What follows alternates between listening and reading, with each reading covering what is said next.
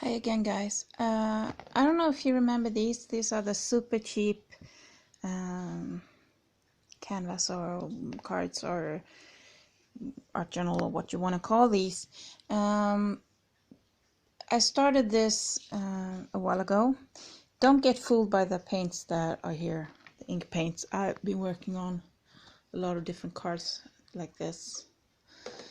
But this is what gave me the idea. I was using the black and let it drip. If I did this way, see the stripes go that way, so it looks a bit like cloud. And anyway, so that gave me the idea. So I was using soot on the edges of my, I'm sorry, I didn't prep properly on the box, on the edges of the box here.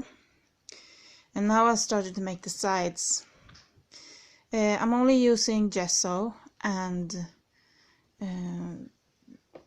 free material, so the only thing that really costs money is glue and gesso, and this is the only glue I have at the moment. So gesso and glue, that's what I've been using on this and this.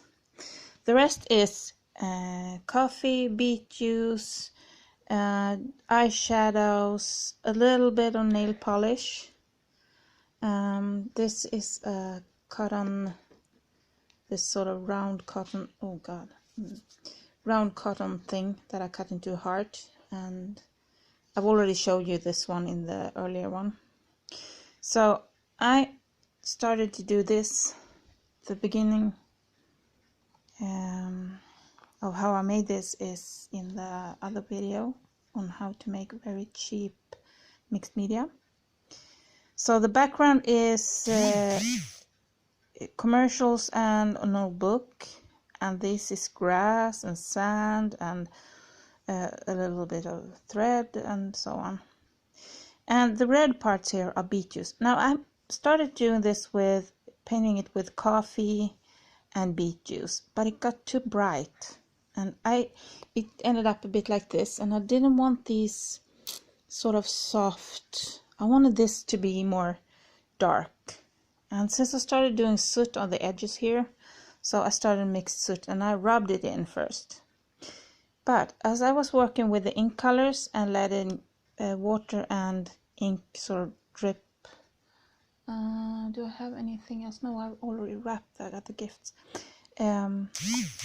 So I decided to take this sort of dripping thing and try it with the soot. So what I do is, here I have my soot that I have taken from my fireplace. Now I tried to mix it in this little, but I found it easier because you really need to press a bit and rub it. It's really messy for the brushes, so use a cheap one. And then I do this and just let it, as you see, it follows the structure. So you sort of, not the structure, what am I looking for? The word I'm looking for is not structure, but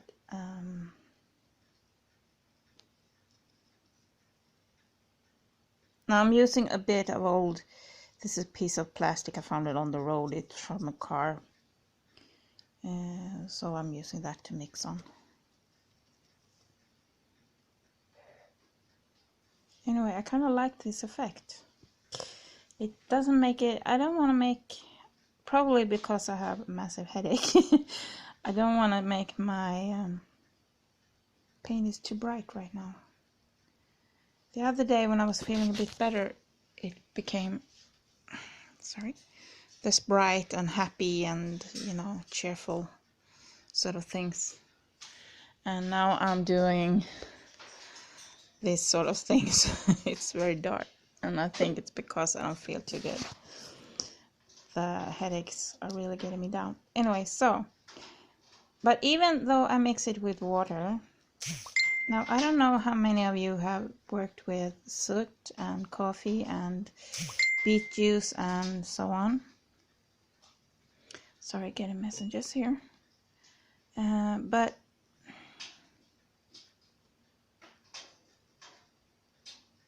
I really don't know if I should put the soot in a bowl and let it stand with water for like a day or two,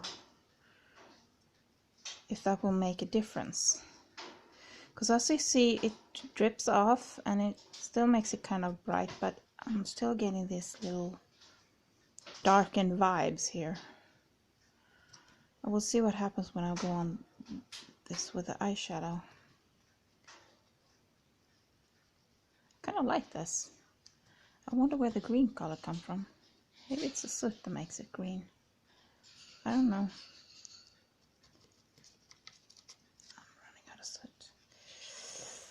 But as you can see here, there are still, you know, little pieces of soot left. And you can see the same here.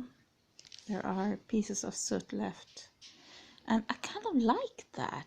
So I'm not sure I want to try and dissolve it in water or if I should keep it the way it is. I don't know.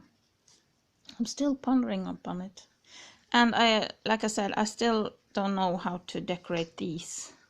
Because I want kind of darker objects. So if you have any suggestions, I'll be happy to see what I can do with this.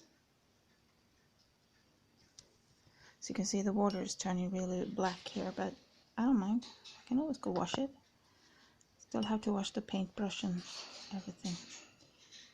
You might hear the birds in the background here messing about. I'm